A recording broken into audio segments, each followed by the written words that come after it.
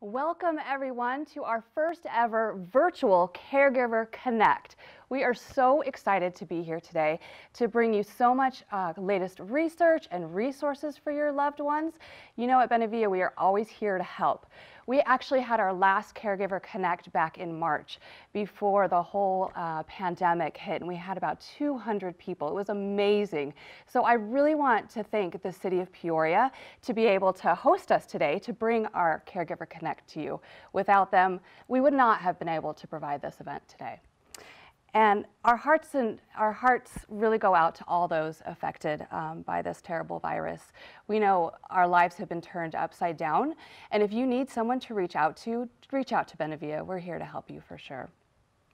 We want to thank Western State Bank. They're one of our sponsors for this event, and they are a wonderful bank. We're so appreciative of all of our sponsors and everybody that can help Benevilla and help everything that we do in the community. And then we have a wonderful group of sustaining partners. So those partners really align with our mission and our values here at Benevilla. So whether Benevilla provides a service or whether you need another service, we have resources for you.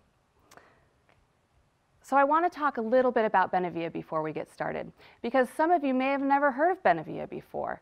We actually have 5 life enrichment programs that are open during the day to give caregivers respite. And in these life enrichment programs, we serve people with dementia, stroke survivors, people with Parkinson's, and we have one program for people with individual intellectual and cognitive disabilities.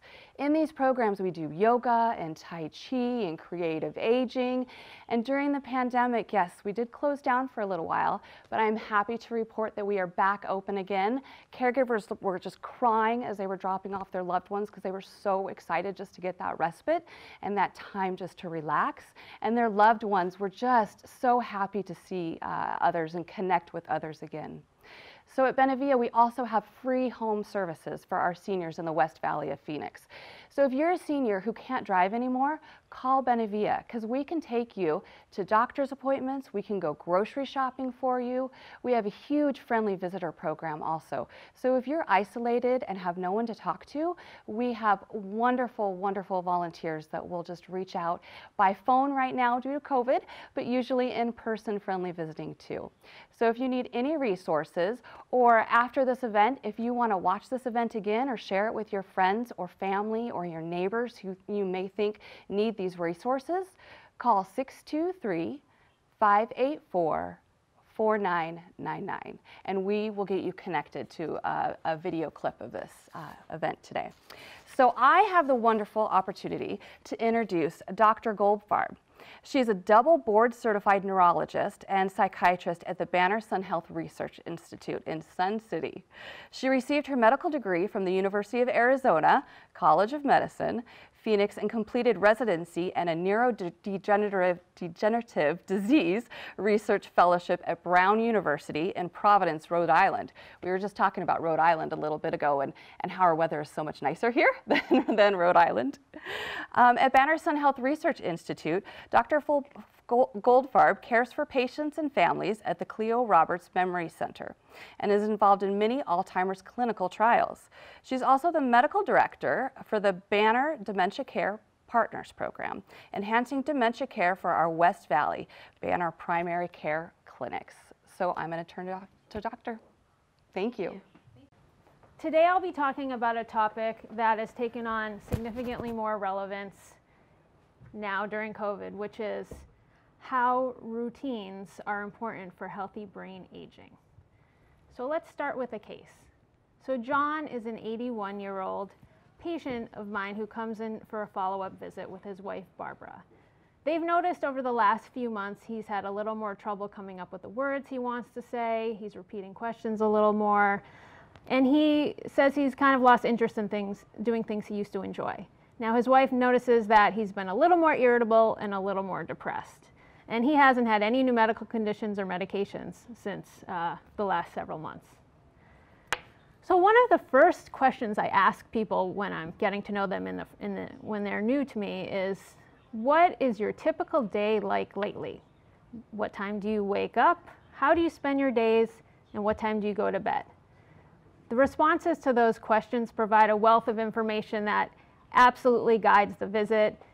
guides my impressions and plan and recommendations. Now, other things that this tells me is that, do they have any structure and routine to their day? What is their sleep schedule like? Is it optimal for them? And if they do have activities in their days and weeks, what kind are they? And how often are they? Are they physical activities, social activities, spiritual activities, cognitive activities? And are these activities meaningful to the person?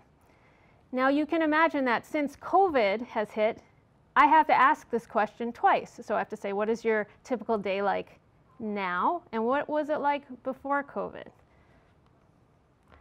And for all of us, our routines at the very least have been mildly disrupted, if not totally obliterated.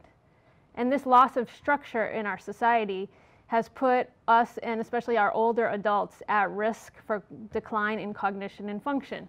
And so we're seeing lots of negative effects from this, including sleep disruption, mental health issues, and increased substance abuse. Now, John, my patient, answers my questions and tells me, well, he wakes up sometime between 8 to 10 a.m. He takes the dog out, has breakfast, cleans up the house a little, has lunch, then watches TV, dozes off while he's watching TV, has dinner, and then watches TV again, mainly the news, before he goes to bed around midnight. Now, before COVID, he was waking up at 7 a.m. In the mornings, he would go for walks with his wife for about 1.5 miles a day. And in the afternoons, he was going to the gym about 3 times a week. He was going to bed at 11 p.m. instead of midnight. And also his daughter and grandkids were visiting a couple times a week.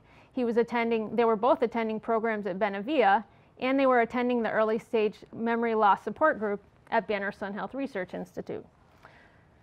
So today, I will be talking again about what is the importance of routine for healthy brain aging, and talking about changes in sleep and circadian rhythms with aging, and how to identify personalized strategies to strengthen and maintain healthy routines. So firstly, let's talk about circadian rhythms. This is really the foundation of all of our routines. And so what are circadian rhythms? So circadian is a Latin phrase that means from circa diem, that means around a day. So these are 24-hour cycles. They're our body's internal clock. It's running in the background, and it's helping all of our essential processes and functions go along. Now, the most well-known circadian rhythm that we talk about all the time is sleep, so the sleep-wake cycle. But there are actually many circadian rhythms that are all interconnected, such as the endocrine system, the immune system, metabolism, and so all these things work together. So what controls circadian rhythms? There's something called the suprachiasmatic nucleus. So we're just going to call it the master clock today. It's deep in our brains in the hypothalamus. And that is essentially the conductor of this orchestra that sets the rhythm for the body. Now, this is important because each organ has its own circadian rhythm. Most cells in our body have their own clock, so we need this master clock to keep everything on schedule. Now, what tells our master clock what time it is? So the primary thing that tells our brain what time it is light. So light coming into the eyes, traveling to the back of the brain to the master clock.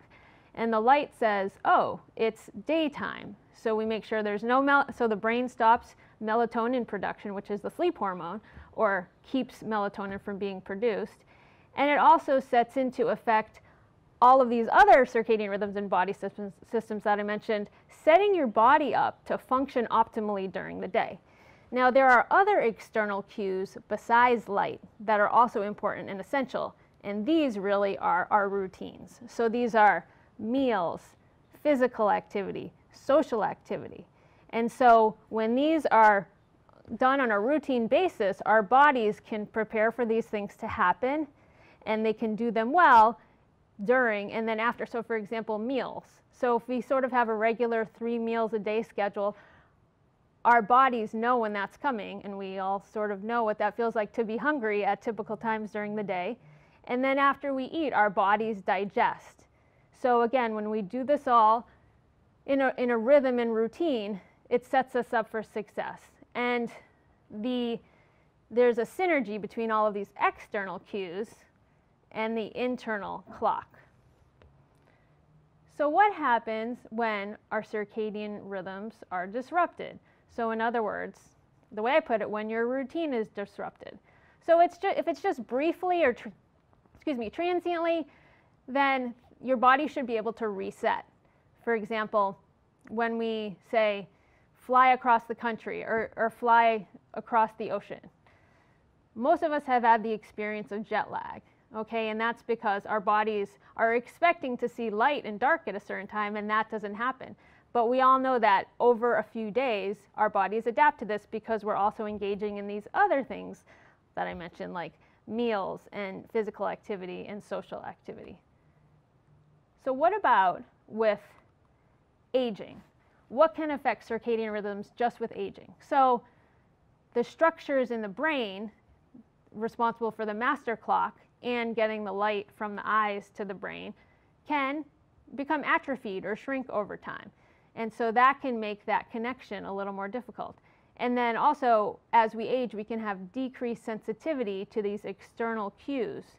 And an example of what can cause that is eye diseases, such as cataracts. So if there's actually a barrier to the light getting into the eye and getting into the brain, that can hurt the flow of this cue.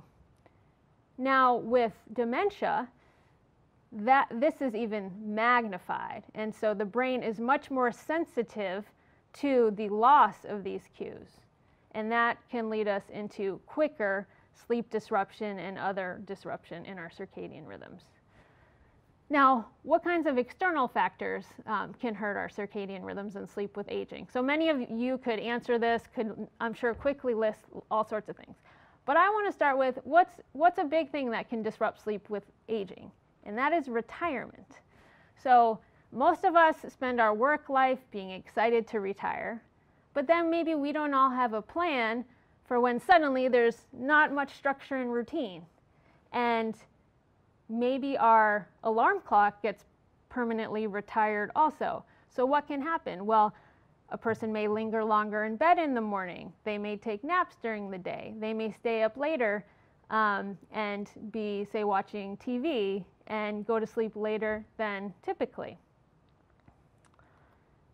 Now, this has negative effects also, of course, when we're not sleeping well or not having our optimal sleep schedule on the daytime, the other circadian rhythm. So also important is having having an optimal sleep window. So something that can disrupt our sleep and circadian rhythms is when, for our individual needs, we are not sleeping at the chunk of hours during the night that is ideal and optimal for us. So everyone is unique in where their best sleep window is. And some people, when they retire, for example, their sleep improves because perhaps they're in a job where they had to wake up extremely early, and maybe they're a night owl. So they had to wake up at 4 or 5 in the morning to get to work, say a teacher.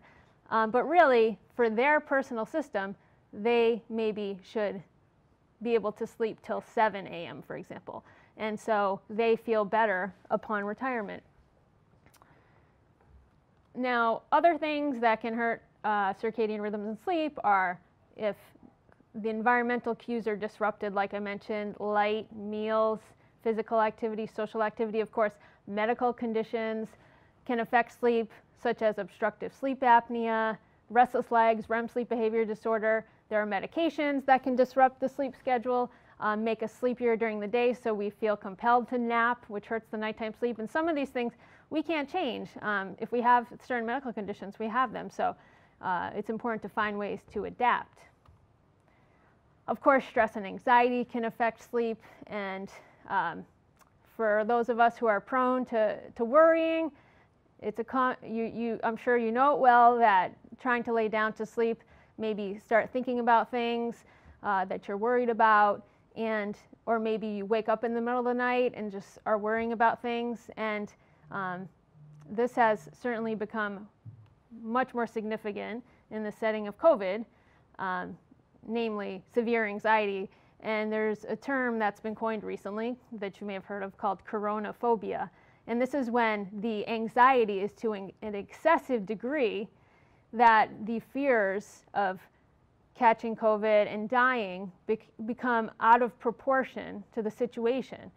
So to step back, it's normal to have anxiety and stress right now because of many reasons and the profound uncertainty that we're living with. But this is when it's gone to an extent that the person can no longer function, doesn't want to leave the house, avoids situations that maybe don't even have an increased risk. So this is a huge issue. Also affecting sleep, depression.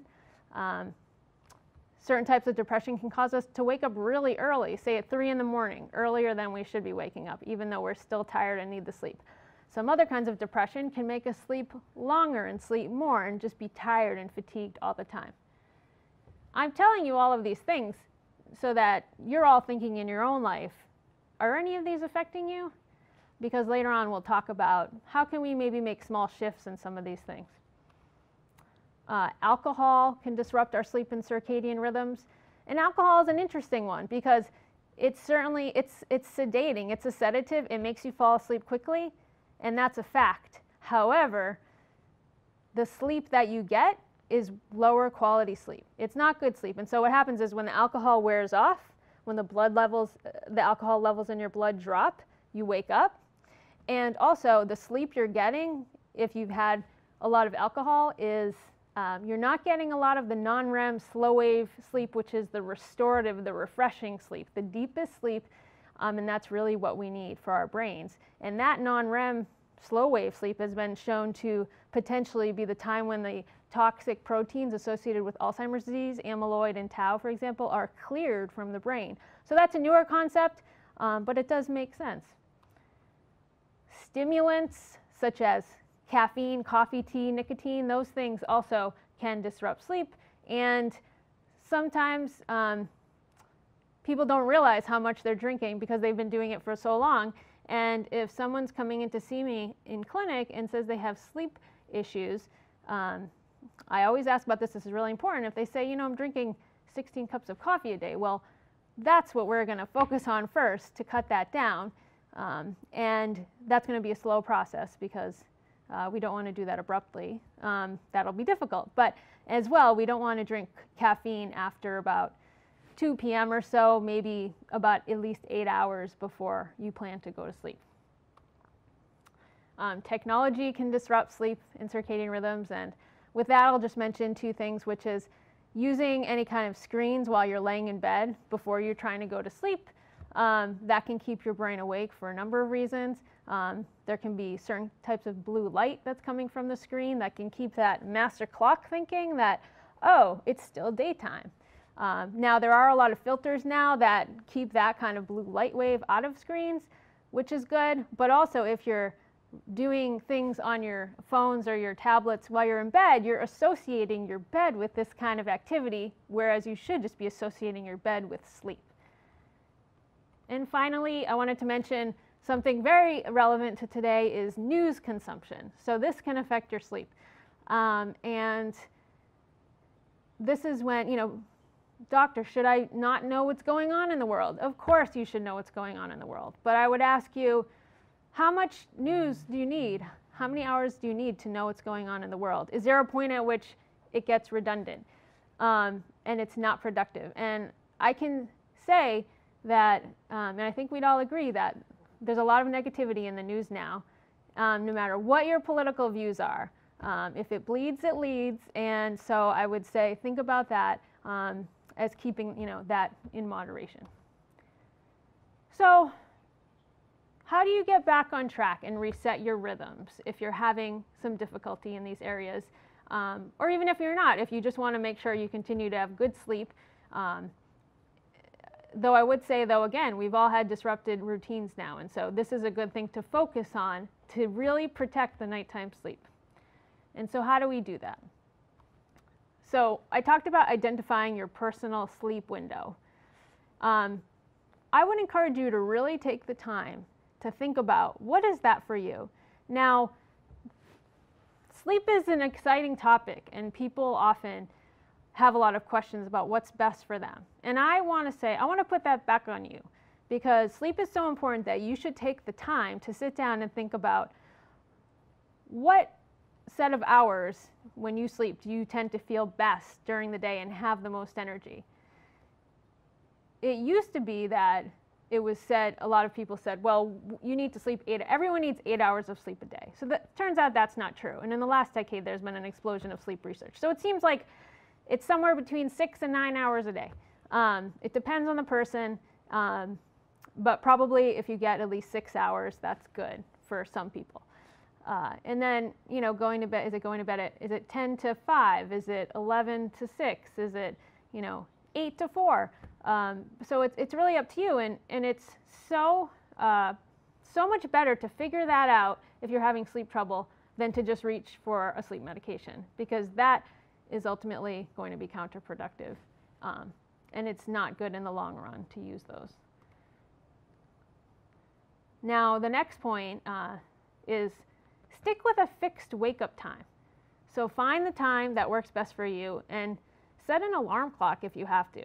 And you may have to pull that alarm clock out of retirement. But I assure you that if you find the right time for you, say 6:30 a.m., you're going to feel better during the day. So make that an important part of your schedule, because that's going to set you up for success for the rest of the day. Then your body's going to know, okay, it's time to start the day. Let's get all these circadian rhythms going. Let's get things ready. The next point about improving your sleep is limit daytime napping. So this can be a controversial topic, and I often hear, you know, but I'm 85 years old. Haven't I earned the right to nap? Yes, absolutely.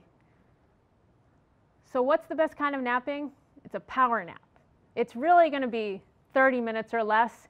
Sometimes, you know, when with the folks I work with in clinic, I say up to 45 minutes is okay. And really just one nap a day. Now, if you're moving into more severe, moderate to severe dementia, maybe 2 power naps a day is what is needed.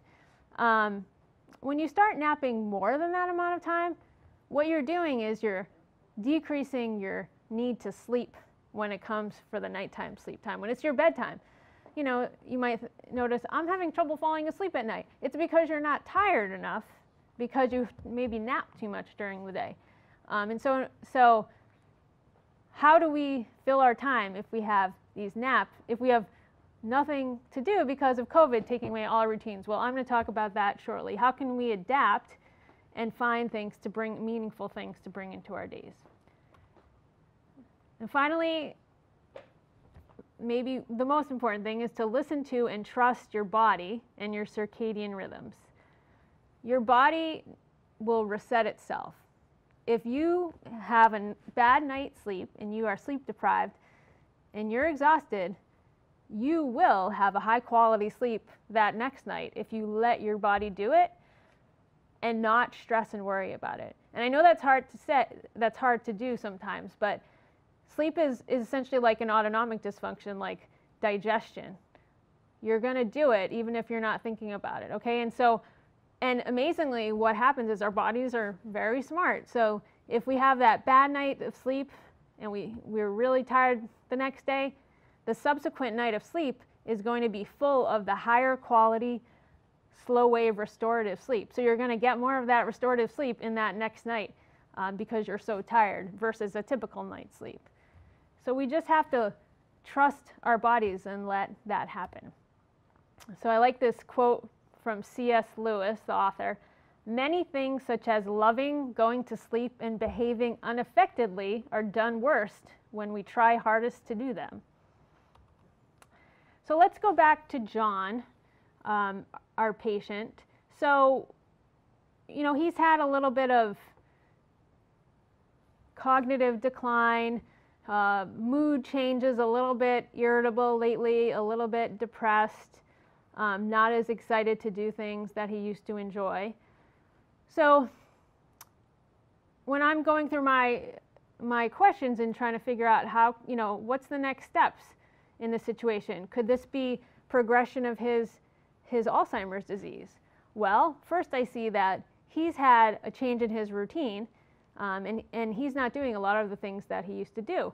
He's not waking up at 7 a.m. strictly. He's getting up at variable times in the morning.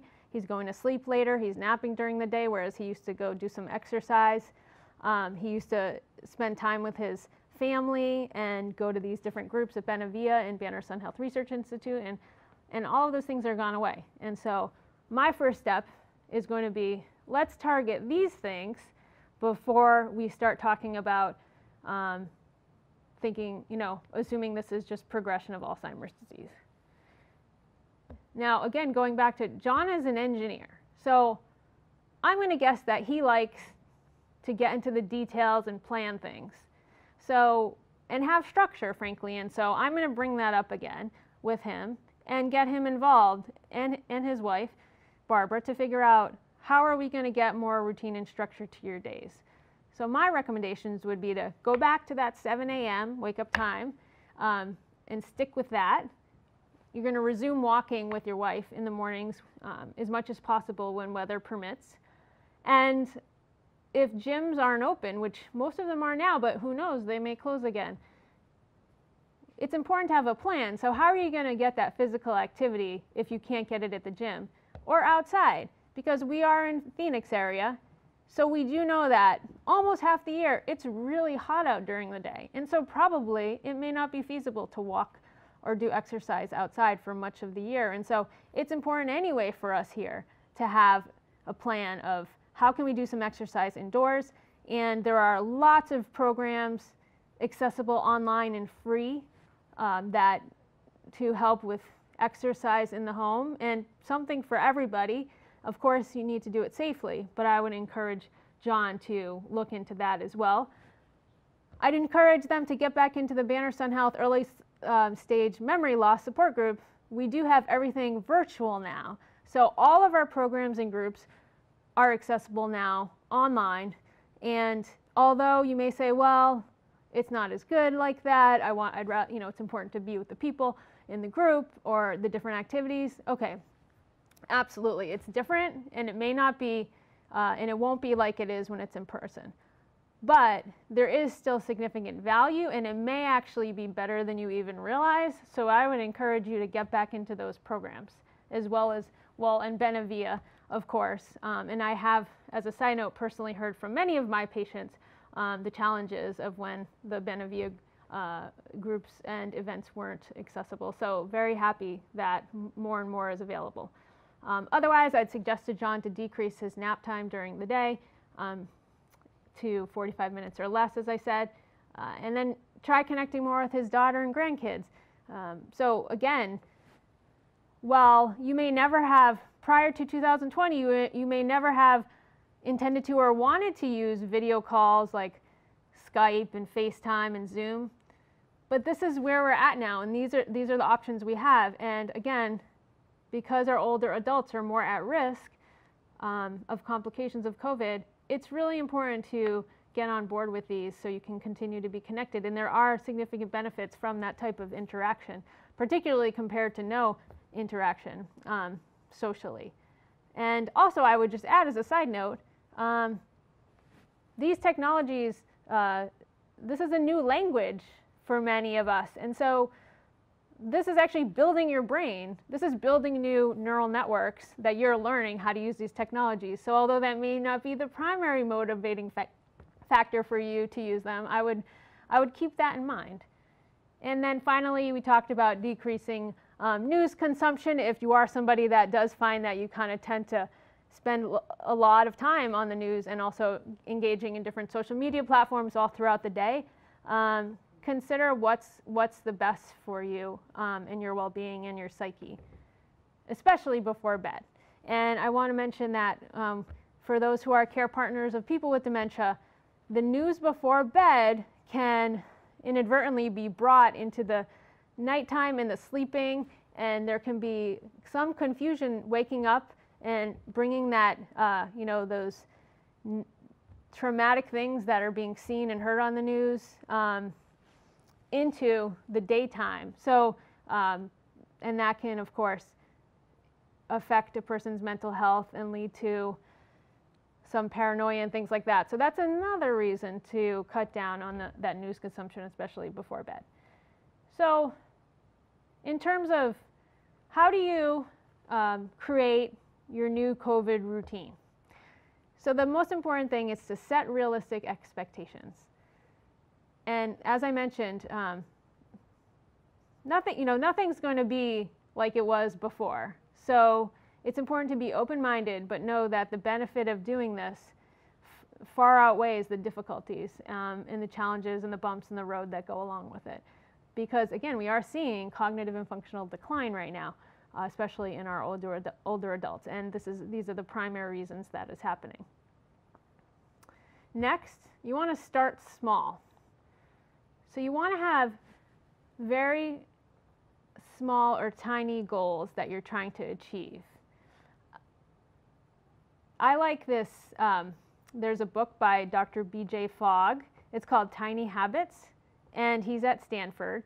And he talks about there are 3 things that are needed to make behavior change.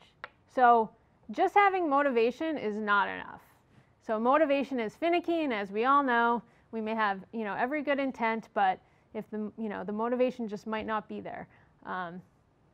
There has to be ability, so it needs to be easy. So when I say small, it has to be very doable where it doesn't feel distressful or painful just thinking about engaging in that change. And then there needs to be a prompt or a cue.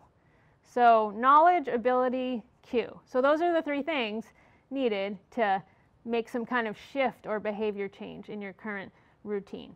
And so an example of this is, say you want to start meditating or resume meditating. Perhaps when you turn on your coffee pot in the morning, you meditate for 1 minute or even 30 seconds, a very small amount. That almost sounds ridiculous maybe, but if you can do it, it probably sounds doable, right? So if you can do that for 1 minute every single day, that's going to be very meaningful and also show you that you can take control of your life. And then you build on that. Then you have another goal that you engage in, but also, again, something small. Now, if you get off track, it's important to know that we're in completely unprecedented times, and just don't beat yourself up and try again. And again, come up with another small goal. Now, when you're a caregiver, you have to take inventory of your own routine, how it is right now, your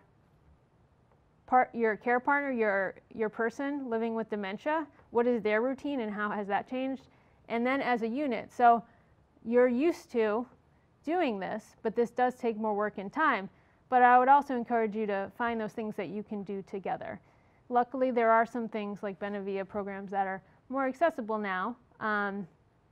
But again, knowing that this may change, we don't know. So just one step at a time.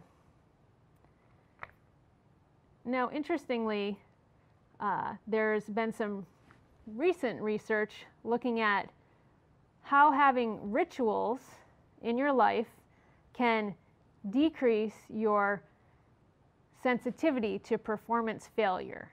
So this is an interesting study that was done where they hooked up EEG monitors to people's brains to check their brain waves for something called a special electrical wave that's called error response negativity.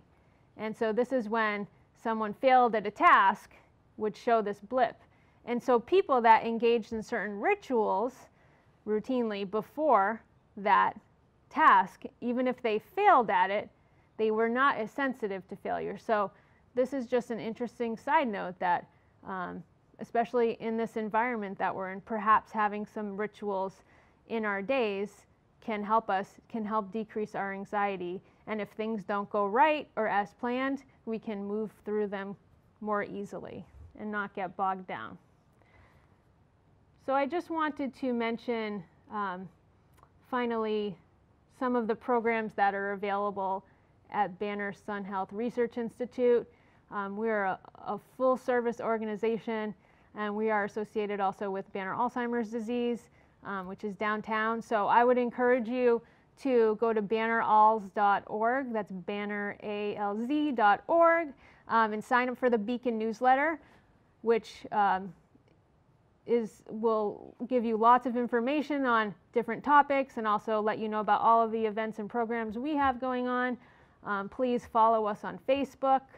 We have a brain health check-in. If you're worried about you're having some memory trouble, you can get in touch with us. And we also have a variety of different kinds of research studies for people who we say are cognitively unimpaired, all the way to mild cognitive impairment, mild, moderate, severe dementia. There are different things. There are clinical trials of experimental medications for Alzheimer's disease. There are also studies that we're doing where we just monitor people once a year and do some different tests, and you help us learn about these diseases. And this has a huge impact. So I encourage you to do those things. So if there are, please send your questions through the Facebook box, and I welcome anything to do with, this topic or in general with dementia. And with that, I'll ask some questions from the public that have been asking as we've been talking here. So thank you so much. I'm Tim Iden with the City of Peoria. I'm going to be your moderator for today. And if you have questions, feel free. This is your time to post them on Facebook. We can also reach out afterwards if you're watching this not live. But if you're watching live, feel free to ask some questions. So I do have some questions from the public.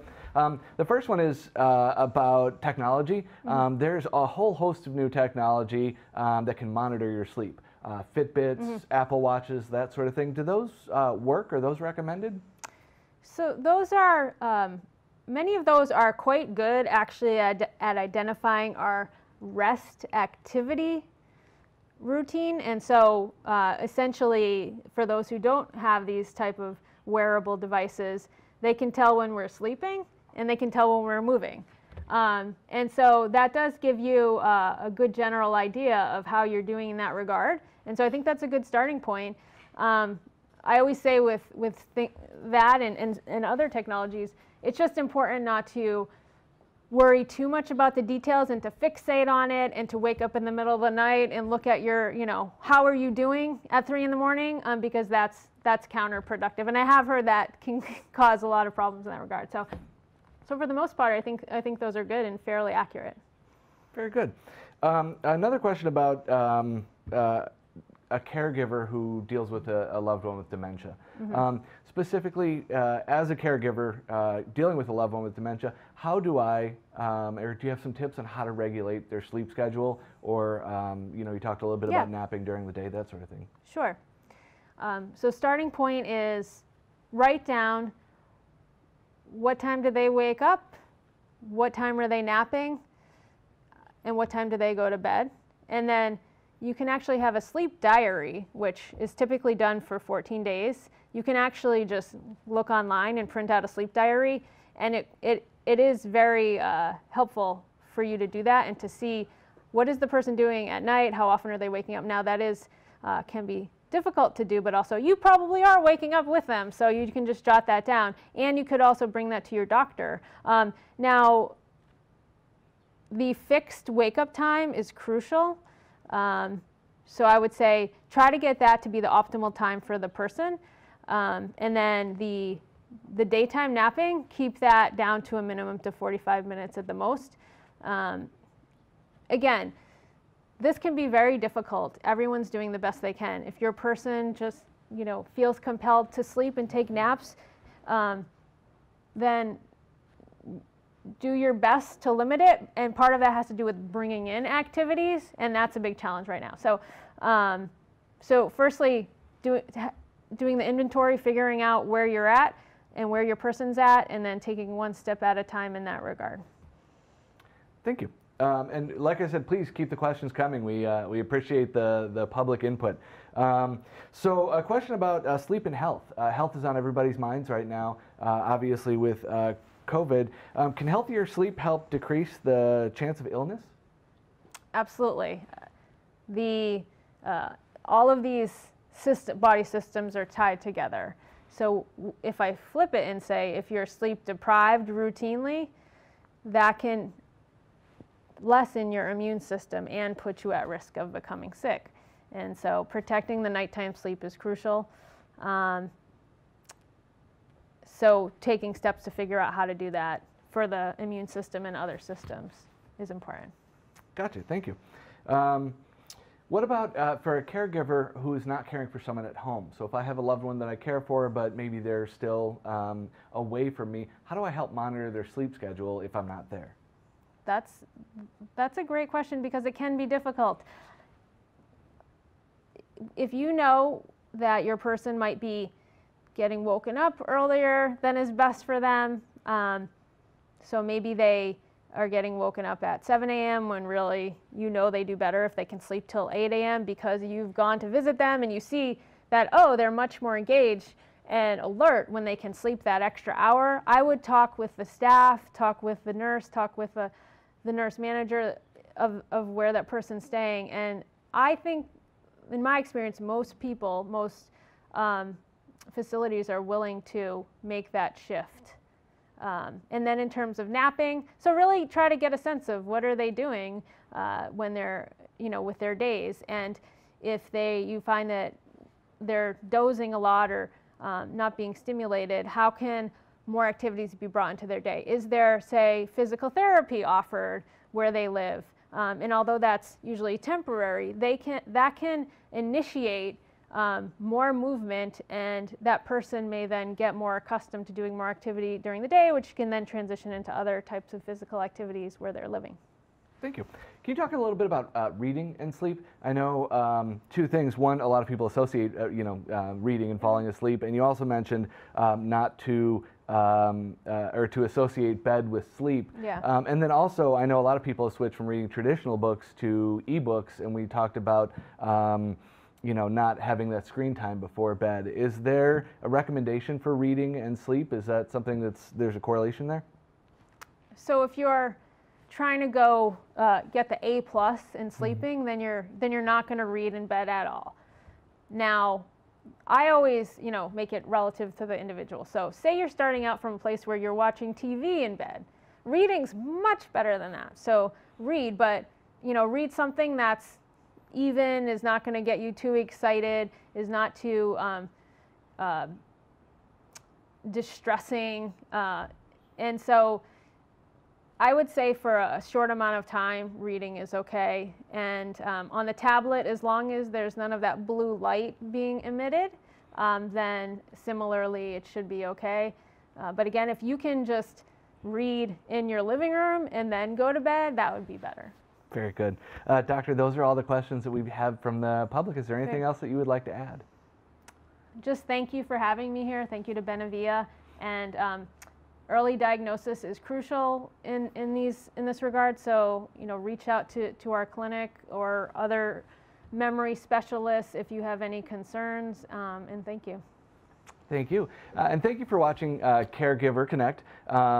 Or part one of Caregiver Connect. We have more presentations over the next 2 hours. If you didn't get your question answered right now, if you're watching this at a later date, feel free to post your question right here in Facebook, and we will definitely have someone get back to you. We will be back in about 5 to 10 minutes with another presenter. And again, thank you for watching, and thank you for coming.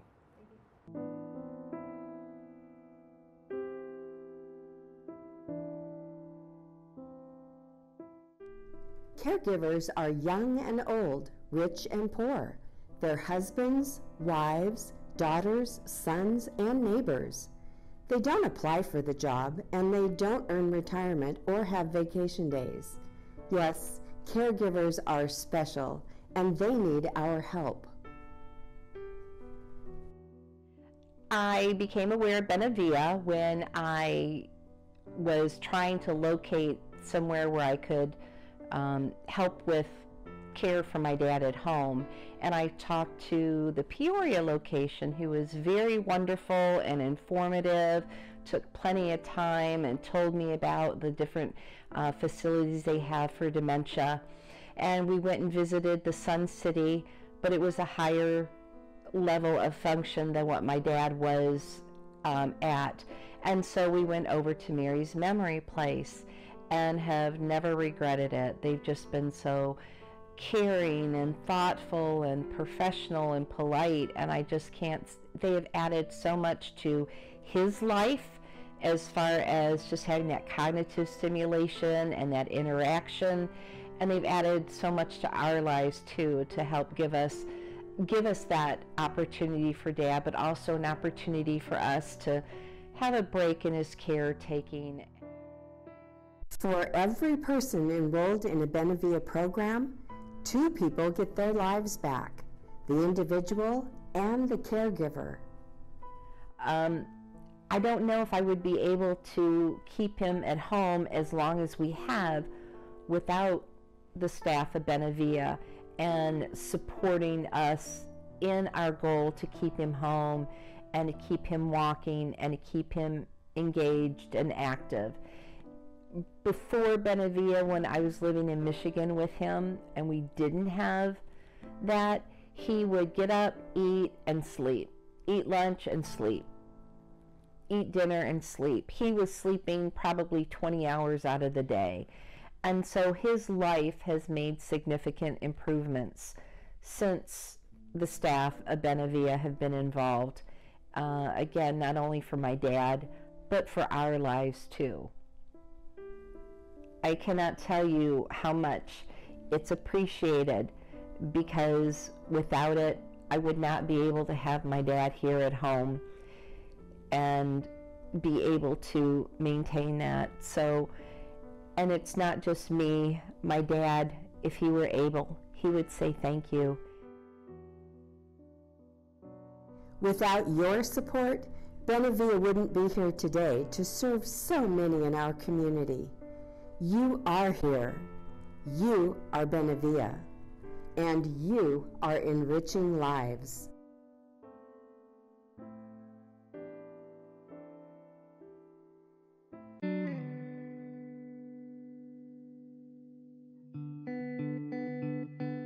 Many of us take for granted the ability to get into our vehicles and drive ourselves to the grocery store or to a medical appointment, the ability to easily change a light bulb or an air filter, or even the ability to leave our home for a lunch date with a friend.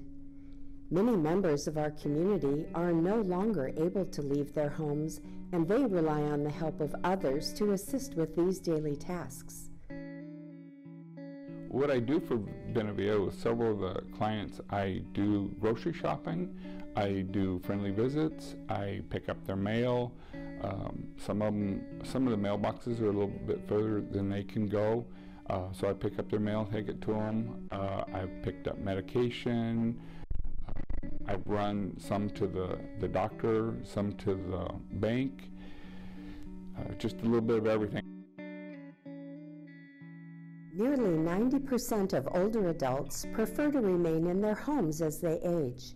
However, maintaining independence can be challenging for many of our neighbors. My son-in-law put me in touch with Benevilla because every summer he goes to Alaska for approximately 3 to 4 months, and he was worried about how I would get along without someone to kind of watch over me.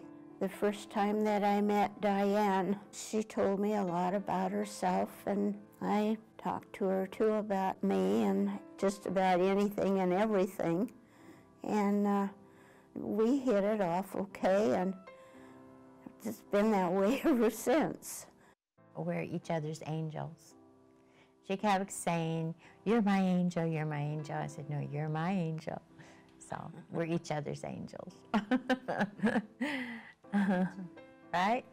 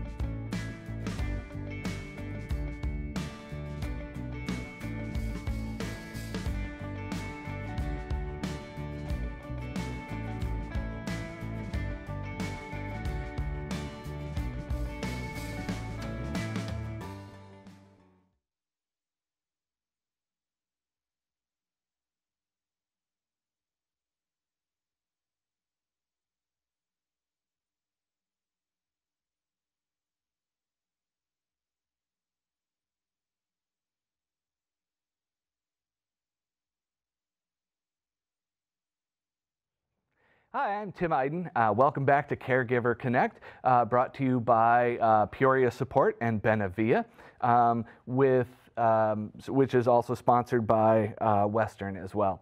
I'd like to introduce our next guest. Our next guest is Brenda Holt. She is the Associate State Director of Community Outreach and Advocacy for AARP Arizona. She's responsible for executing various program initiatives, activities, and events for AARP on a local, state, and national level. She holds a master's degree in organization management from the University of Phoenix.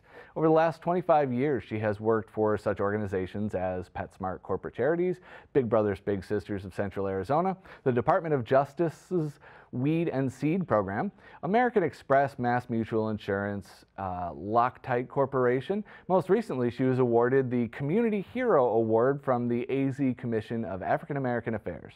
In 2018, she was awarded the BBOD, Black Board-Off Directors, Dr. Charles R. Campbell Outstanding Alumna Award. That was a mouthful. And in 2017, the Arizona Celebration of Women Achieving My Purpose Award. She serves on the board of directors for the Foundation of Senior Living, the Arizona Commission for African American Affairs, and the Governor's Advisory Council on Aging, the Attorney General's African American Advisory Council, and its Veterans Subcommittee.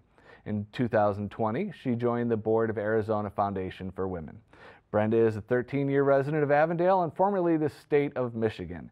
Brenda is married and has 2 adult daughters, an avid reader, and a lover of animals. With that, I'm going to turn it over to Brenda, and let's go ahead and get started. Thank you for being here today. We really appreciate it. Well, good morning. Thank you. Of course. On behalf of the Arizona State Office of AARP, we are glad to be here with you today to share some tips and some tools to help you through your navigating journey of caregiving. First Lady Rosalind Carter said 4 things. She said, you were either a caregiver, you are a caregiver, you will be a caregiver, or you will need a caregiver. Caregiving can be challenging and rewarding, but it is also a much needed process to aid you and your loved ones to take care of yourself. According to the Centers for Disease Control and Prevention, older adults and individuals with chronic health conditions are at a higher risk of serious illness from the coronavirus. Many of these vulnerable individuals also live in communities where disease spread quickly, such as in our nursing homes and our assisted care living facilities. With already more than 40 million family caregivers helping loved ones with care in the United States, we expect the virus to increase the number of family caregivers who are providing short-term, long-term care for their older loved ones.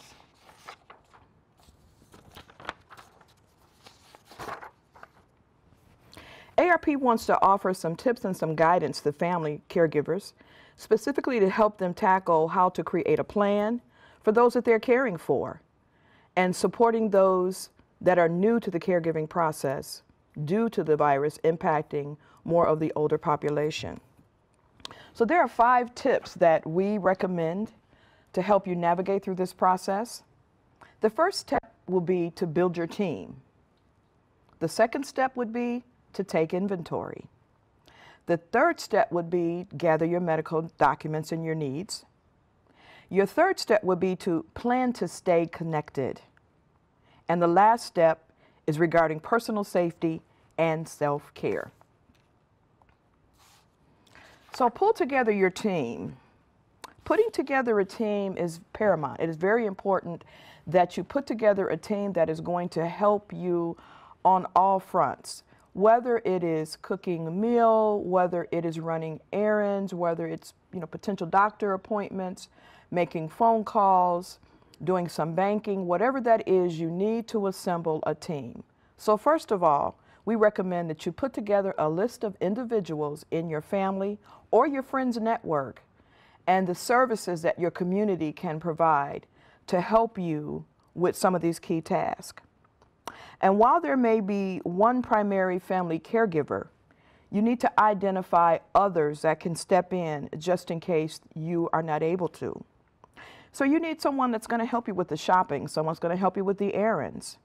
And then you need to find the best person that you feel that is going to just help you run your house cared for. And you can also find out the various services, local resources, such as there's, Meals on Wheels programs that can help deliver meals. We're also into the new age of delivering food and curbside pickup and, the Grub Hubs. So utilize these features along with putting your team together to help you through this. So number 2 is take an inventory of your essential items. And we would recommend this not just for the caregiving process, just even for your own general needs. As far as inventory of items that you cannot do without, should something happen, even within this pandemic, that you can't get out. So you need to determine how much food you're going to need. You need to determine how much medication. You're going to need to determine the basic supplies, first aid kits, dog food, cat food, just things that you probably haven't thought about. Just take an inventory. And we recommend that you have at least a 2-week supply of water, of food, of cleaning supplies, medical materials. I even suggest having some extra cash on hand for those emergencies that you probably haven't thought about. The third step would be to get medications in order. Ask for extra. A lot of times your physician can write you a 90-day script, and we suggest that during these times you may want to consider doing that. As a starting point, make sure that you have a list of medications, medical contacts, important information regarding maybe certain allergies that you may have. We recommend an extra 30-day supply, as I said, but I even would say go further, maybe even get you a 90-day supply. We would also recommend that you put all of your information maybe in a central located area. Maybe create a binder is what we recommend. A binder will list all of the medications they're taking, the doctor's contacts, all of the people that are on your team. That information can be listed in there. If they have special needs regarding their dieting or their personal care, you can create a binder and place all of that information inside of that binder. And we think that that will help you to make sure that you have this step covered. Step number 4, create a plan to stay connected. So we know that during this time it can be a challenge to stay connected, to those loved ones. And we also recognize that our older population tends to have issue with isolation right now. It's a huge issue as we begin to follow the social distancing guidance from the CDC. So set up some communication using a variety of technology if you're able to do that. So if your loved one is in a long-term care facility or nursing home, if possible, check with the faculty or facility and your loved ones to make sure that they are trying to make some reasonable accommodations using various technologies so that you can connect. Maybe provide your loved one with an iPhone or even an iPad if you can do that. If the center supports the various technologies as far as like Google or Alexa, we recommend that as well. And also you can stay connected by maybe sending a card to that loved one, or you can write a letter, or send them puzzles, or you can create a FaceTime where the two of you get together and you just have a special time that maybe you reminisce about old times or kind of what some of the things that are going on right now, to put their mind at ease so that they will not feel that they are really in that isolation phase, because they know that they are being able to be connected with you. And the last step we recommend is to maintain personal safety and self-care. So in order to be safe and stay healthy, we recommend that you limit contact with visitors, stay in as much as you can, and continue to follow the guidelines provided by the CDC, such as washing your hands, wearing a face mask. While most of us are very focused on the person that we are caring for, it is also essential to care for yourself. And I can speak to that on a personal level. I was a caregiver for a gradual period of 30 years, being an only child. And I understood that taking care of my parents was a very, very, very important job. So juggling school, juggling work, taking care of kids, and also managing another household. So one of the things I did recognize early on was that I needed to also take care of myself, because if I could not take care of myself, then of course, obviously, I couldn't take care of my loved ones. So before the pandemic happened, I had made it a habit, and I've been doing this for years. I would get a monthly massage, and that would just help me oh so much to get through that caregiving process. And also some nights, I would like to say that having a glass of wine didn't hurt at all either. That also helped me to maintain my sanity and to calm my nerves and to get ready for the next day as I took on my caregiver period.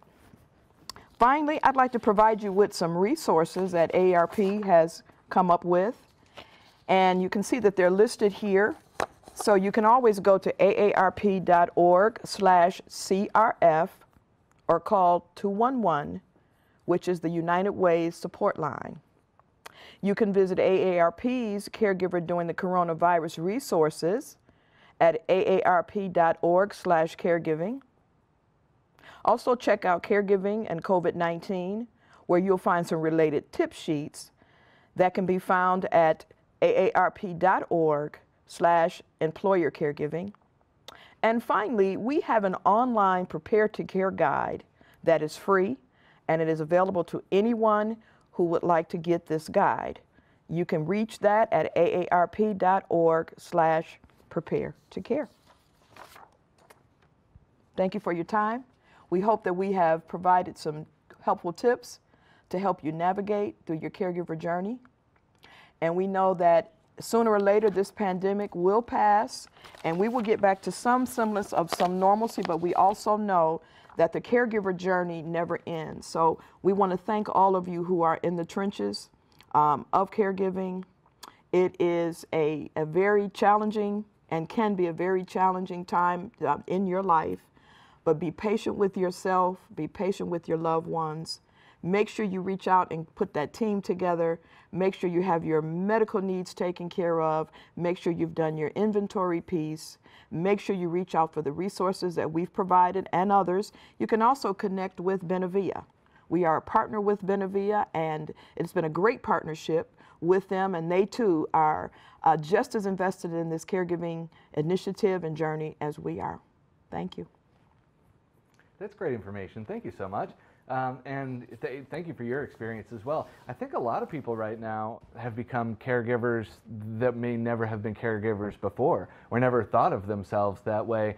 They may have, healthy parents that are older, but are now, just not leaving the house as much. So COVID-19 really has, I think, changed the dynamic of what a caregiver is. It is. So that was great information. Okay. I have some questions from the public. So. First of all, please, if you have questions, post them here on Facebook. We're monitoring those questions and we can ask them live. Also, if you're watching this and it's recorded, feel free to put your questions in anyway, and we will definitely get back to you. So let's get to a couple of questions from the public, and this is a really, really important one because it's about the delicate balance of how do I navigate the slippery slope of doing what I can for my loved ones without feeling guilty. Whew. Yeah, Okay. it really is a tough one because there's only so much time in people's days, and balancing my life with that of the person I'm giving care for. Okay. Well, let's be clear. It is a slippery slope. Yeah. It is, and trying to balance it all can be challenging. I would recommend that you try best you can to develop a schedule. So if you know that mom has that doctor appointment tomorrow at 10, you need to make sure that that's on all of your devices so that you won't miss that appointment. Also, you look at needs, I guess, versus wants per se, and I'm going to say that you take care of the needs. And if there's some things that can wait, that's where your team comes in. And that's where you begin to ask others. And I think one of the mistakes I feel that caregivers do make is they think they can do it all, and you cannot. And you will burn yourself out rather quickly if you think you can do it, but you just can't. So I would say is to try to develop a plan through utilizing the team that we talked about, and do not feel guilty about taking time for yourself. If you want to take that extra 20-minute bubble bath, make sure you carve out some time to do that. If you want to go and go to the park and read a book, do not feel guilty. Just make sure that the loved one, of course, is covered so that you can do that. Now, if they're in a facility, you pretty much already know that they are, there and they're taken care of. Maybe you were going 5 days a week. Maybe you might want to cater that the next week and maybe do 3 days a week to give yourself some time off. So I would say take care of them, take care of you, and don't feel guilty about taking time for yourself. Yeah, and you talked a lot about taking care of you. I think that's so important because, for an empathetic person, we often put the needs of others before the needs of ourselves, and it's important that you take care of yourself. Otherwise, you burn out. You do. That's fantastic advice. So a little bit more talking about COVID. Again, thank you all for your questions. How do I ensure my loved one is social distancing, wearing a mask, without also, maybe panicking them and causing anxiety? Where there's another balance there. How can I ensure that they're doing the right things? Well, this is all new to us, and the mask feature is, new to everyone, not just, the loved ones that you're caring for. And I think that if you lead by example, so I think if you're caring for someone in the home and you have to take them out, I think you might need to do a little practicing or have that conversation, with them before you take them out to make them understand the importance of the need to wear the mask and why, and it's to protect everyone. And I think, most people will kind of agree to that they're trying to protect, everyone. But I would say lead by example. That would be the first thing. I would even say maybe get a few whimsical masks, that maybe has some expressions on it, and maybe you want to kind of have that discussion and maybe talk about it. Find out what their favorite color is. Maybe go get them something that's of their favorite color. Maybe their outfits match. I have a tendency to wear my mask match my outfit, so I've been doing that. And I think for those that are, in the long-term care facilities that, may not fully understand, I again just think there needs to be some open communication about it and some discussion as to why we're doing this. That's great. That's all fantastic advice, especially the mask. I find I don't like to wear the surgical ones because I want to, kind of reflect my personality a little bit. And I even think that, sometimes I'm out even, and they can be uncomfortable. And there are times that even, every now and then I'll just, kind of take them to air them, just to get a little extra airy, and even suggest that to them. Well, you got to wear it. It may be uncomfortable, but here's what we're going to do. Every 10 minutes, maybe we're going to pull out and get a little airy in or something. That balancing act. Absolutely. Good. Question, we talked a little bit about it, but technology. My loved one is not tech savvy. What are some other ways that I can stay connected besides, technology? Well, if you want to visit as often as possible, the telephone. Just pick up the phone. And I think even those of us who are really heavily involved in technology, we tend to rely on those devices. Sometimes it's just good to pick up the telephone and call that person. And if you are in a situation to where you can't physically visit, make those arrangements where you can visit from outside, just so they can maybe just see you. Again, we talked about maybe sending a card, that would just kind of help to brighten their day. Maybe have other people call them on the phone, maybe the grandkids or someone else, a pastor, or someone call to give them, words of encouragement. Send a poem. Just something to let them know. Send a picture, an old photo to let them, let's talk about some memories, that we've maybe made over the years to, to kind of bring them back into the fact that they don't have to feel so isolated. Yeah, and that's so important to have those connections still. And there are plenty of ways that the phone is such a great example of it, where we, you mentioned FaceTime and things like that, and a good old-fashioned phone call is really... That helps. Yeah. And then I know also... I know a lot of families are meeting in the driveway, but social distancing. So mom, dad, grandma, grandpa, and even the grandkids are playing out in the yard, but just to see them. Just to see them. Yeah. Well, there's a young lady the other day that she was so in love with her grandmother, and she was about to get married. And she did not want her grandmother to miss out on the wedding, and her grandmother was in a facility. They had the wedding at the facility. I mean, how special was that? Right. So to me, those are things that you can, when their birthdays come about, try to see if you can arrange maybe to have something that's going to encompass the social distancing piece, but to also honor them and to celebrate their special days. Yeah, that's great. And actually, that kind of brings us a little bit to our next question. How how do I continue to create memories during this challenging times? I want to maximize my time with a loved one, but it has become very hard. Okay. Take some photos. And we talked about that. You know, take some photographs. Go back and maybe find some old photographs from your childhood or theirs. Maybe create a collage. You know, one of the things I've done with some of our ARP volunteers, we have monthly meetings. And one of the exercises that I thought to do one meeting was, I said, bring me an old photograph, bring me a new photograph. What would that new photograph tell that old photograph? And we were amazed. It took over the entire meeting that people were able to go back in their lives and talk about what they would have told their younger selves. And to see some of those photographs of how they looked then and how they look now, a lot of them hadn't changed. A lot of them were more beautiful even. And they were so glad that we had that. They said, we'd never thought to do something like that. So to me, something that's going to create, anything you can think of that creates some memories. To me, find maybe an old book that they read to you as a child and bring that up again. Get some family members. Everybody get together and put some photographs together and maybe send them a nice collage to put in their room, either if they're in a facility or even at home with you. You can do that, and I just kind of think that will help create memories for them as well as for you.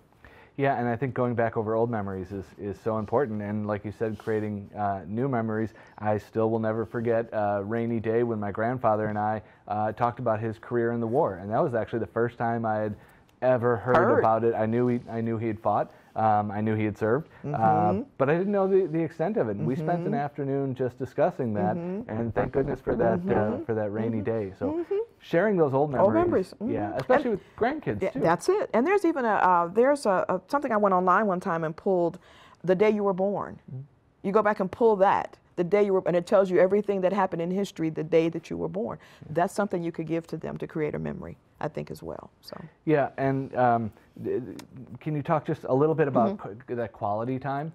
Because I know, spending time with a loved one sometimes, someone that you care becomes about that caregiving. How do you manage that quality time? The quality time. So it goes, quality versus quantity per se. So. I just think with the quality piece is that you want to make sure that when you connect with them, that they are the focus and that they know that they are the focus of the conversation, they are the focus of your feelings. And, you were talking about being, empathetic. People can tell. People know when it's genuine, when you're there connecting, and in a sense when you're not. So I would say, pick out some of the things that you know that they like to talk about. Okay, and then maybe even talk about some new things. Have you heard about this? And what do you think about this? I think to try to engage them as much as possible and just let them really know that you are there for them. Yeah, and put your phone away too. That's it. That's it. Yeah, that is it. Yes. I think that's all age groups. We need to remember concentrate on them. We're out at dinner, and I look around, and it's 50 family members. Everybody has their phone out. So. And what do we do before that? What did we do before we had all these devices? What did we do? We talked to each other, didn't we? Okay. Yeah. Getting back to simple conversation. Thank you so much for your time. Do you have anything else that you want to add? Do you have any other tips? Those are all the questions we have from the public. And again, please feel free to ask those questions right here on Facebook, and we will get back to you. Is there anything else you got? I just want to say thank you for allowing ARP Arizona to come and talk to you today, to deliver some tips and some tools. And hopefully we provided some resources and good information for you. You can always contact us at aarp.org/Arizona, and you will find we have events that are coming up that are also tied to the Caregiver Initiative, and that's another one of our platforms that ARP is very passionate about is caregiving, because there were years prior we did not have this. We did not know about caregiving. Like you were saying, we didn't know. It was just something that we did, okay? And we took care of those family members. And so now that we have identified that, caregiving is very important, we are so glad now that we're able to offer resources to those that are in the throes of the journey. And we want to let you know you're not alone, that you can reach out to others, and also just make sure that you're taking care of yourself. And I think that's really what today is about, is resources and support. And I love that you said you don't have to do it alone, because you don't. The City of Peoria has an entire department called Peoria Support, and we offer support from everywhere from senior citizens to veterans to just every need that you can imagine. And you know, through today we have Benevilla, we have AARP, but there's so many ways to reach out and find support. We will be putting all of this information on the Facebook post. We'll have some of the information on our website as well. You can also visit Benevilla, and you can also visit directly AARP. There are so many places for you to reach out for support, but please make sure that you do reach out. Thank you again for your time. We are going to be right back after a short break with another speaker. And again, thank you for watching.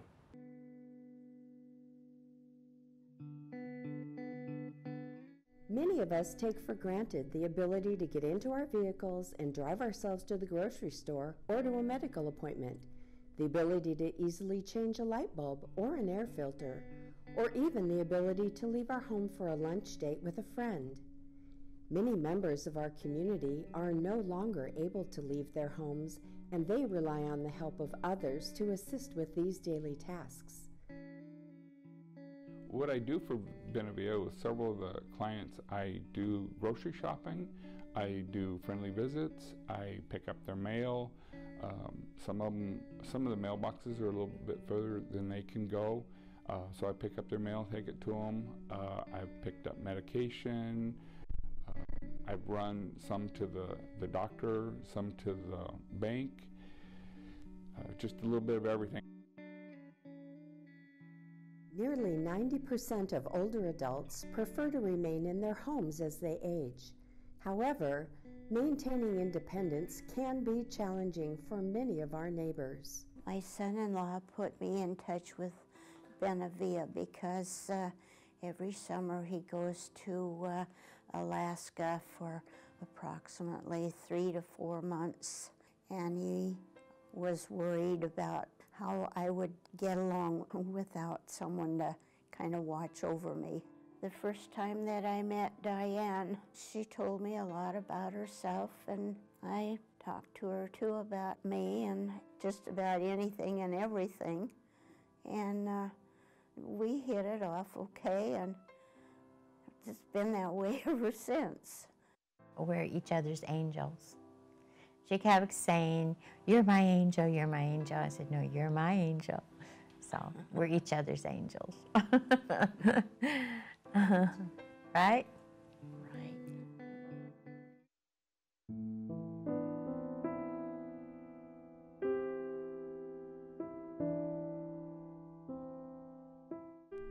Caregivers are young and old, rich and poor, their husbands, wives, daughters, sons, and neighbors. They don't apply for the job, and they don't earn retirement or have vacation days. Yes, caregivers are special, and they need our help. I became aware of Benevilla when I was trying to locate somewhere where I could help with care for my dad at home, and I talked to the Peoria location, who was very wonderful and informative, took plenty of time and told me about the different facilities they have for dementia. And we went and visited the Sun City, but it was a higher level of function than what my dad was at. And so we went over to Mary's Memory Place and have never regretted it. They've just been so caring and thoughtful and professional and polite, and I just can't, they have added so much to his life as far as just having that cognitive stimulation and that interaction, and they've added so much to our lives too, to help give us that opportunity for Dad, but also an opportunity for us to have a break in his caretaking. For every person enrolled in a Benevilla program, 2 people get their lives back, the individual and the caregiver. I don't know if I would be able to keep him at home as long as we have without the staff of Benevilla and supporting us in our goal to keep him home and to keep him walking and to keep him engaged and active. Before Benevilla, when I was living in Michigan with him and we didn't have that, he would get up, eat, and sleep. Eat lunch and sleep. Eat dinner and sleep. He was sleeping probably 20 hours out of the day. And so his life has made significant improvements since the staff of Benevilla have been involved. Again, not only for my dad, but for our lives too. I cannot tell you how much it's appreciated, because without it, I would not be able to have my dad here at home and be able to maintain that. So, and it's not just me. My dad, if he were able, he would say thank you. Without your support, Benevilla wouldn't be here today to serve so many in our community. You are here. You are Benevilla. And you are enriching lives.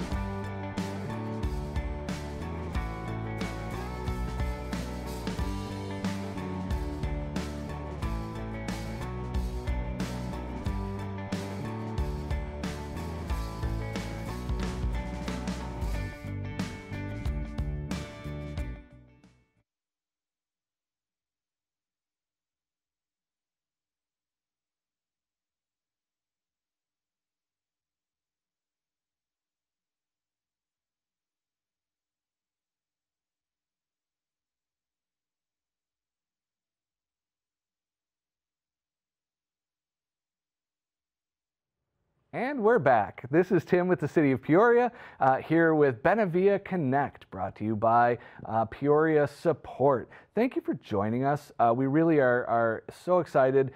This is a live Q&A, so if you have questions, post them right here on Facebook and we will answer them live. And if you're watching this recorded and not live, feel free to post those questions anyway, and we will get back to you. Our next presenter is Connie Danks. Connie Danks received her bachelor's in social science from Bethany College in 1983 and her master's in counseling and psychology in 1994 from National University. She has worked in the helping profession for over 30 years.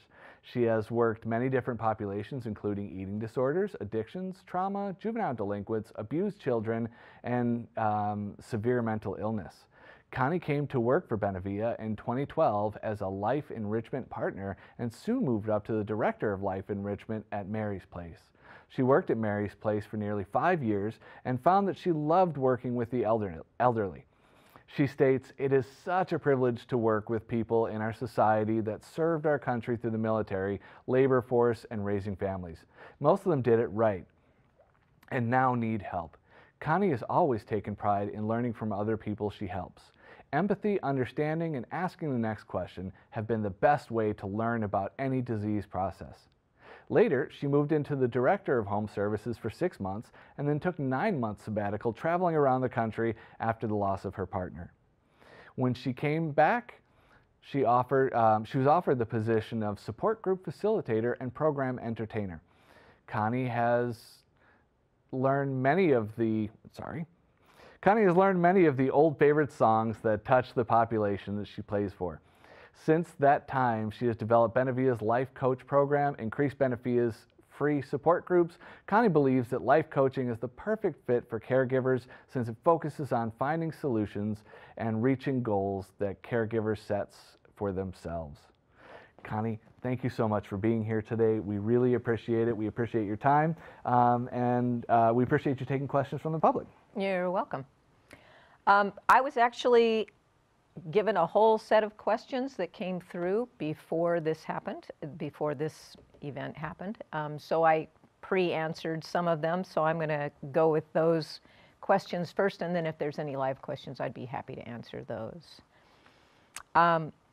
What do I say when my husband asks about someone who has passed? He thinks they are still here.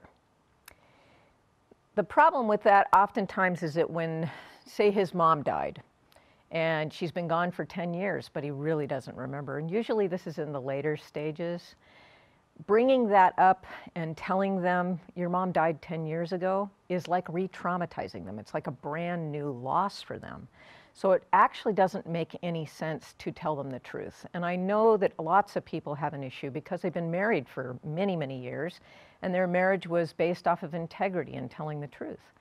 But at this particular point in their life, it's much more compassionate to learn what we call therapeutic fibbing. Many people feel guilty about it, but the reality is that it's sometimes better to be effective than it is to be right. So being compassionate and understanding that is a new trauma for them doesn't give them the truth, but it does help them deal with the emotions behind it. So some of the ways that you can answer those questions are simply by saying something like, well, she's on vacation and she doesn't have access to a phone. That can be really helpful. They can go, oh, well, when is she going to be back? You can say she's going to be back in a couple of weeks. The thing is that because of the memory loss, they're not going to remember that they had that conversation with you. So when a week goes by and they've completely forgotten it, which oftentimes happens within 10 minutes, so they might ask the same question again 10 minutes later. You can answer it a different way if you want, but telling them the truth at that particular point in time doesn't help. The other way to deal with it, if they're fairly new into this memory process, is to help them recognize what they may be feeling. Oh, it sounds like you miss your mom. What did you like about your mom? So that connects with them. It's not lying, it's avoiding, but it's not lying. The other thing you can do is distract and use a different way of dealing with it. So you can say things like, hey, you want to go get an ice cream? I know that's completely off topic, but oftentimes it works really well. Another question is, how do I motivate my husband to walk or use weights? He's resistant and stubborn. So it sort of depends on what's going on, but oftentimes what you have to do is you have to step into their shoes and realize that all of the capacities that they had before that are slowly disappearing and their ability to do things has diminished. And so again, it's about stepping into their shoes and being empathetic and finding a different way to get them motivated. Music can often be a fantastic motivator. One of the things that I got to do for Benevilla, and I can't do it now because of COVID, was I sang at all the centers, and I learned all those old songs. And it was amazing to see people who would get up and dance and do things that they had never done before. Their inhibition decreases as the disease progresses. And so some things that they wouldn't do before, they will do now. Another way to motivate them is to get involved yourself. So you're not asking them to do something that you're not doing. Put on some music and you've got some weights out and you're going, hey, look, let's do weights. And you're doing it with them, so it doesn't feel quite so foreign. Sometimes that doesn't work either. And the truth is that sometimes as a spouse or a child who is working with the person who has Alzheimer's or any type of dementia isn't going to be motivated by you because they actually may recognize you and now you're picking on them or you're nagging them. And so sometimes it becomes important to get a third party to come in. So that's where a caregiver that you're paying for that's outside can come in and very possibly motivate them much better than you can, which sometimes doesn't feel good. But we do have to get to the place as caregivers where we're willing to take our own thoughts and feelings and kind of put them aside for the greater good. And oftentimes that's where a life coach can come in very handy, and or a support group, because there's so many people that are going through the same thing you are. And you can get suggestions from those folks and learn from those folks and also have a place to vent safely and freely with people who understand. Another question I got was, when my husband wants to take issue with something, how do I keep from arguing the back and forth with him? He's got dementia. The answer to that one is pretty clear. When somebody has a memory loss like that, they are going to argue about things that they may not be right about. But again, part of that is going to be stepping into their shoes. If I say to you, I told you you had an appointment 10 minutes ago. Why are you asking me that you have when is your next doctor's appointment?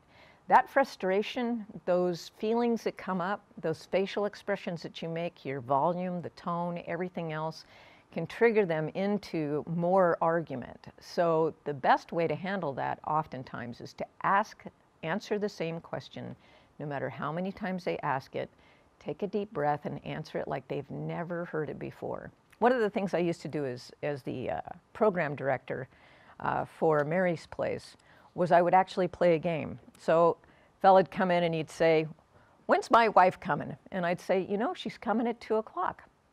And he'd say, okay, and he'd walk out. 5 minutes later, when's my wife coming? Where's she at? And I'd say, you know, I think she said she was going to be here at 2 o'clock. And so I'd play this game of trying to answer the question a little bit different each time, but as though the question were brand new. And I would monitor my own feelings and thoughts about it and just take a deep breath and answer that question again like it was a brand new question. You're never going to win an argument with someone who's got advanced dementia. So again, the best way to do that is to just answer them as though you'd never heard it before. Avoid any arguments because you're not going to win. You can also use distraction again and say, hey, where's the dog? I thought you were going to feed the dog this morning. Is the dog around? So those kinds of things. Another question I got was, I do visiting with people who need caregiving, and so want to word this question in a way that won't single anyone out. I realize that it's normal for caregivers to have frustrations and feelings that sometimes get so intense that words are said that are very hurtful toward the person they're caring for. How can a caregiver vent these feelings without taking it out on their loved ones?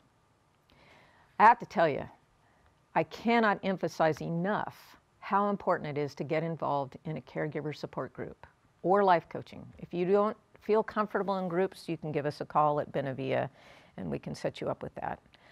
Otherwise, those support groups are lifesavers.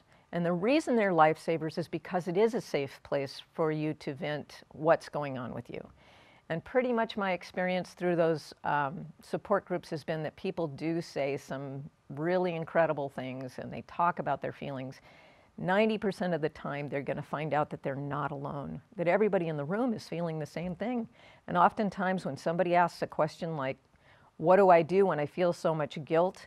And people are answering and say, hey, you got to put guilt aside because it's not helpful. It's going to end you up in some kind of downward cycle. And everybody in the group's going, yes. I've also heard over and over again that those caregiver groups have been lifesavers for them because it is a safe place to vent. Oftentimes our family don't understand. They want to give us advice and they want to give us correction about the way we're handling things, but they're not in the mix. You need people that are in the mix with you, that understand what you're going through. The next question was, what can be done to resolve things when they do blow up and hurtful things are said? I have to tell you, if the person is at the beginning of the process, I'm sorry can go a really long way. I didn't handle that really well, and I just want to tell you that I'm sorry for the fact that I lost my temper with you. Now, that can also backfire depending on, again, where that person is in the process. If they're later in the process, they may look at you and go, what happened? Why are you apologizing? And if they're at that place, it's probably better to leave it alone because bringing it up again is going to just start a new argument, and you don't want to do that. One of the other suggestions I have for all of these questions is learn to do some deep breathing. So one of the things that we do at the beginning of our support groups is we ask folks to do some deep breathing with us, to put their feet on the floor, their hands in their lap, eyes closed and tummy out, and take a deep breath through their nose for 3 seconds, hold it for 3 seconds, and blow all that stress out for 3 seconds. It's amazing how much that can change the situation because you're holding all that stress inside your body and you're not breathing deeply. Oftentimes when we're anxious or depressed or frustrated, we're holding our breath, which can give you a headache, it can cause fatigue, it can do all kinds of things that are not fun. So if you can get away even for a moment into the laundry room if you need to, and take a deep breath and just let it out. Do that 3 or 4 times while you're there and just recognize that this is a day. It's one day in a very long journey. And I don't know how long that journey is for you. So sometimes it's not real long and sometimes it's really long. But deep breathing can certainly help in the moment. So practice doing some of that.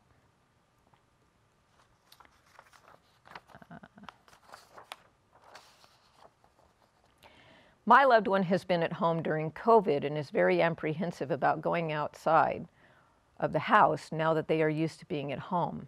What tips would you give to work with my loved one with dementia to get them to get more comfortable to get out of the house and or go to a program that they used to attend?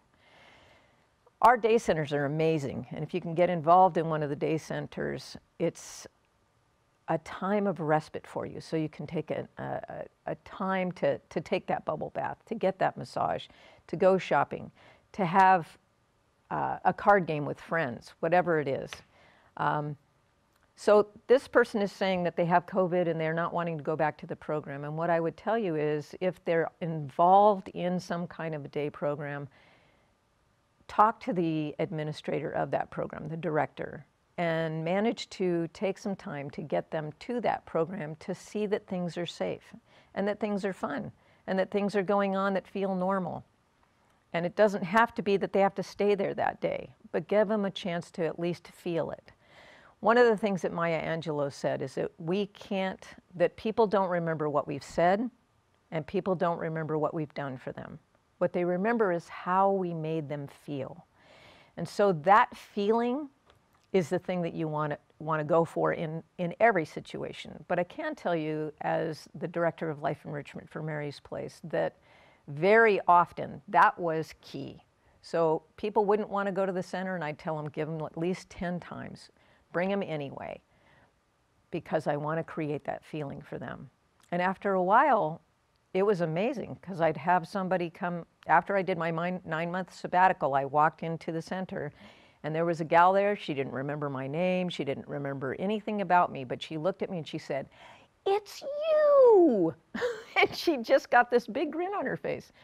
And I knew I had created that emotional connection. Not a memory about what I did, not a memory about what I said, not a memory about anything that had to do with my job. It had to do with the fact that I was able to connect with her on an emotional level. And that's the part that's really important. So if they're not wanting to go out, find ways to get them in situations with people that are safe where they can connect with them emotionally. I know it's difficult with the masks because oftentimes when we have Alzheimer's or any type of dementia, those folks are now only reading what it is that they're seeing visually and hearing auditorily in the tone, not the words themselves. They're not connecting with the words themselves anymore. And again, this is as the disease progresses. For those earlier stages when somebody's afraid and they have some concepts, it's still really important to get them into situations where they're going to have a good emotional experience. So you want to shoot for that. How can I get my friends and family to be a little bit more supportive of me as a caregiver since it has been harder than usual with COVID times? I need more support from them, even if it's just talking to them, and any advice would help. Well, the first thing I want to say is that most people who want to be supportive think that they have to fix it somehow. They think that they have to come up with some kind of answer, and they don't. So for you, when you're looking for that support, you need to be super specific about what it is you need. So it could be something as simple as, I just need an ear. I don't need advice. I don't need you to tell me what to do. There's so many books that I've read. I'm in a support group, but it's you I want to connect with. So if you could just listen for a while, that'd be great. And if they can do that, that's phenomenal. The other things you can do if your family members or friends live close by and they want to be supportive is to be specific about how they can support you. Can you take Jim for a walk in the morning for me? It would give me just time enough to take a shower and get ready for the day so that I'm not feeling rushed or worried about what he's doing or what he's getting into. Could you go grocery shopping for me? I have a couple of things that I need to get and I just don't have the time or the energy to do it. Could you pick up a prescription for me? There's so many little things. Can you come over and spend a couple of hours with Jim to allow me to go to something else? Those kinds of things can be super helpful for your family members. They don't know what to do very often and they feel pretty lost. So you can help them by giving them actual supportive things that will work for you. The other thing is Benevilla is working on it, but we're not quite there yet. There is a thing called a virtual dementia tour, which allows you to step into the shoes of the person with dementia. So if you've got family members or friends who want to be supportive, and if they are able to get into one of those tours, oftentimes what it can do is build empathy. Empathy is key to help somebody with dementia, to understand that this is not them trying to annoy you. They're not trying to tick you off.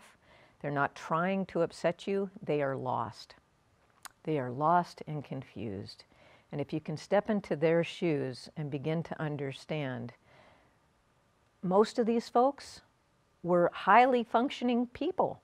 They had jobs, they raised kids, they were in marriages, they've done all kinds of things. And a lot of times those folks are still in their life, but they've lost their sense of self. And for me, when I think about that, it's terrifying. It's terrifying to think, what would it be like to be that lost? And if we can step into their shoes and understand that, then we can begin to have a different way of dealing with them. And they'll feel that compassion. They'll notice it. They'll sense it. What activities do you think would be good for my loved one with dementia at home during these COVID times that would be simple enough for us to do, but would get their minds a little bit more active? If you look up the Alzheimer's organization the Area Agency on Aging, any of those particular platforms, oftentimes they have some fantastic suggestions, and you can type into the search bar activities that I can do at home with my loved one. Just for the sake of this particular venue, I'm going to go ahead and give you a few that I know work really well.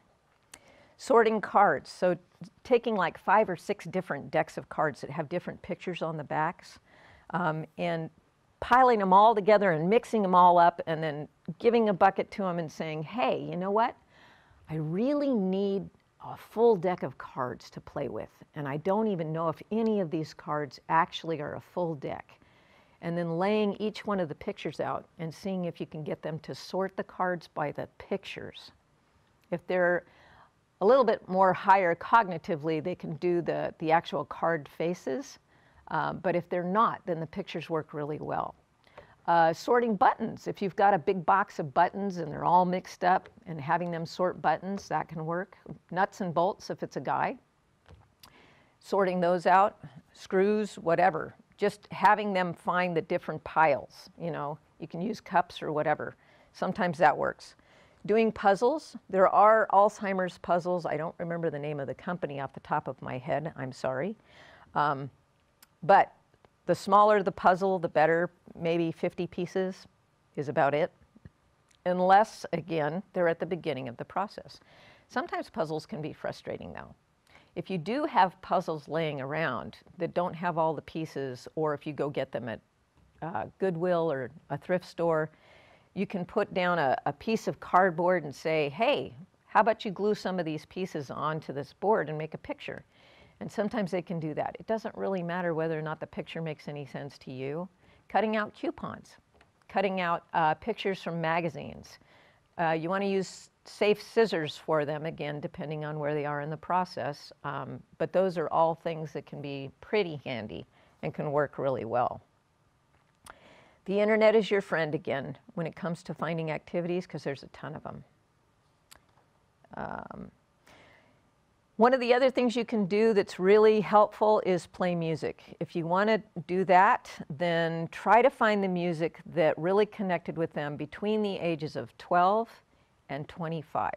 That seems to be the sweet spot for their music memory. And oftentimes playing music can kick into old memories or kick into those good feelings that they had. That age range is the age that they were actually listening to all of the lyrics. So it was their first kiss, the prom, their best friends, the slumber party they had, their wedding. It's all those really strong emotions from those younger years. And so they're going to remember those things. Remember, as they progress in the disease, their inhibitions are going to go away. So where somebody may not have danced when they were younger, you put on the music from your wedding and ask them if they'll dance with you. And surprisingly, oftentimes they will. It's pretty incredible. It can be a lot of fun. So music can be hugely motivating and help even when you are doing other tasks like sorting cards and things like that. However, you don't want to play it constantly over and over and over again all day long, because then it just becomes background noise. So you want to use it sparingly, but not, don't avoid it. Make sure you get that music on there. And most people do have it around because it was your favorite music. Just don't forget to play it. Due to COVID, my loved one has been unable to attend the program. I'm feeling overwhelmed. What can I do to prevent stress and caregiver burnout? Self-care is essential. Brenda already talked about self-care, taking a bubble bath, getting a massage. I know a lot of that requires somebody else to be there to help watch your loved one. If they're not very far in the process and you can still leave them at home, that's great. Take a walk. Do the things that bring you joy, whatever those things are. If you can't take them to a program, many of the home care organizations are bringing in people into your home. They've been tested for COVID, they're wearing their mask, they're watching their hands, they're doing things to make sure that your loved one is safe. If you need that, don't hesitate to do it, because if you burn out, if something happens to you, because stress can make you physically ill, if something happens to you, they lose their advocate. They lose the person that cares about them and wants to be there in their life. So it's incredibly important that you take care of yourself. There are lots of caregiver support groups that are online, that are doing Zoom meetings. If you can do that, please do. There's not a lot of live support groups at the moment, but those Zoom meetings also leave you at home, so you don't have to worry quite so much about what your loved one's up to. You can kind of keep an eye on them or an ear on them. Having a set of friends. Brenda was talking about having your support network. You need that. So whether it's somebody that you can call, and again, letting them know what exactly you need, being specific about it, and not having so much pride that you're supposed to be able to deal with this yourself, because this is a village effort. It really does take more than you to do this job.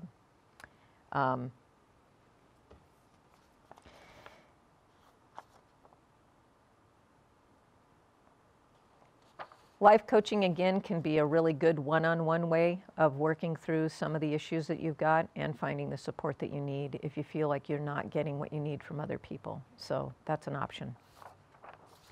How can I deal with my family members' challenging behaviors without losing my patience? And again, I have to go back to empathy. Remember, it's not them, it's the disease. If they weren't fighting with you before, if they weren't arguing about everything all the time, then it really is the disease. So stepping into their shoes and beginning to understand that this isn't who they were, it may be who they are right now, but they're not enjoying it either. So finding the ability to have that patience is really important. And again, taking some really deep breaths, getting involved in support groups, and realizing that this isn't what they're intending, so it becomes you. You have to become an actor. You have to find the patience to be the person that they need at that moment. You can use distraction if they're really bothering you, again, by doing some of those simple tasks. If you can get them to do that, those are good things. I still believe that empathy is your best bet to step into their shoes. What programs are available to help pay for the costs of care? The Alzheimer's Association can oftentimes have caregiver hours, depending on your situation. That number is 1-800-272-3900. Again, 800-272-3900. If your loved one qualifies for Altex, which you probably won't know, you can get a hold of Benevilla. Benevilla has a few people that they can refer you to that can help you get information about whether or not you would qualify. If you do qualify, then their care can be paid for through Altex. If you have a loved one that was part of the military, the VA also has services that, programs that can help pay for care. So you're going to want to check out the VA and find out if your loved one served during wartime. Doesn't mean that they saw active duty, but they were served during wartime. Then they're eligible for benefits, even, again, if they didn't actually see any combat. So call your local VA and find out. That's a fantastic way. And that's about it. Any questions? Yeah, thank you so much. And I know this is something that impacts so many people, and we've had people reach out and say thank you for your information online. So thank you for everyone that's watching. We do have a few more questions from the public. How can I get my family member to accept help? Sometimes, depending on what's going on, you need to decide that they're not the one in charge. And again, it depends on where they are in the process. If they're right at the beginning of the process, one of the best things that you can do, if you're a spouse or a child, is say, you know what, I know you don't want help. This isn't for you. This is for me. I need help. I need a break. I need you to do this so that we have a good relationship and so that I can continue to be the best caregiver I can be. This is burning me out, and I need this. And when you do it that way, oftentimes, again, this is usually towards the beginning of the disease process, the person goes, oh, I have a way to help you by accepting somebody else coming into the home or by going to the day program. It's going to help me have you here with me longer. And so those two things can be really helpful. What about other family members? How do I get my siblings to help with the caregiving? Honestly, that's a tough one, and it's a tough one because there's so many family dynamics. Mm-hmm. But asking them specifically, is there anything that you can do to help me? Because this is really daunting. And they may minimize it. If you can get them to come out and stay with your mom or dad, it sounds like this sibling issue is usually for parents, to see what it's like instead of deciding, oh, well, you're not working, so you can do this and it's easy for you because you're not working. And it's like, oh no, this is a 24-hour job. There's no break. So asking them to come out and at least see what's going on. If they will not, I would not spend a tremendous amount of time beating your head up against a brick wall, because that can be more frustrating than finding other help. So. Yeah, and this question, like as you said, is probably more towards the beginning of the process, but what should I do when driving becomes an issue? That's a great question. When driving becomes an issue, there is a program out of Tempe called,